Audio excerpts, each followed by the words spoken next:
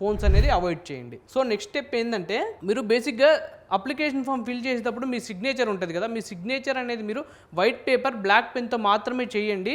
So అట్లా కాదని మీరు బ్లాక్ పేపర్ సమ్ అదర్ ఏ పేపర్స్ యూస్ చేసినా అది రిజెక్ట్ అయ్యే ఛాన్స్ అయితే ఉందండి.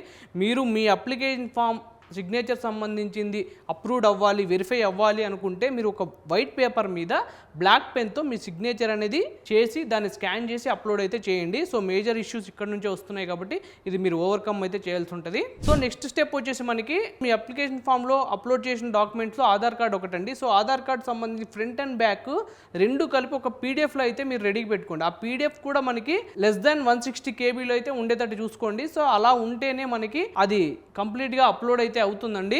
సో అలా కాకుండా మీరు ఫ్రంట్ది సపరేటు బ్యాక్ది సపరేటు పీడిఎఫ్ చేసి మీరు అప్లోడ్ చేస్తే అది అప్లోడ్ తీసుకోదు, రిజెక్ట్ అయ్యే ఛాన్సెస్ అయితే ఉంటాయి.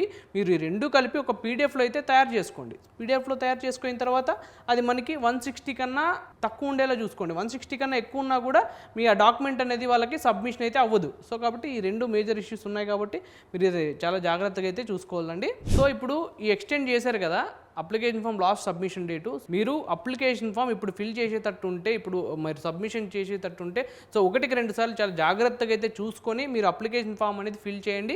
ఫిల్ చేసిన తర్వాత అలానే అప్లోడ్ చేయండి. కరెక్షన్ విండోలో అయితే ఎటువంటి చేంజ్ లేదండి. April 10th అనేది కరెక్షన్ విండో ఉంటుంది. So no changes allowed. So name కానీ ఫోన్ కానీ సిటీస్ కానీ చేంజ్ చేసుకునేది అయితే ఉండదు. సో అలానే మనం బెంగళూరులో టాప్ 3 టెక్ ప్లేస్మెంట్స్ చూసుకున్నట్టయితే మనకి ఫస్ట్ ప్లేస్లో RVCE అయితే ఉందండి.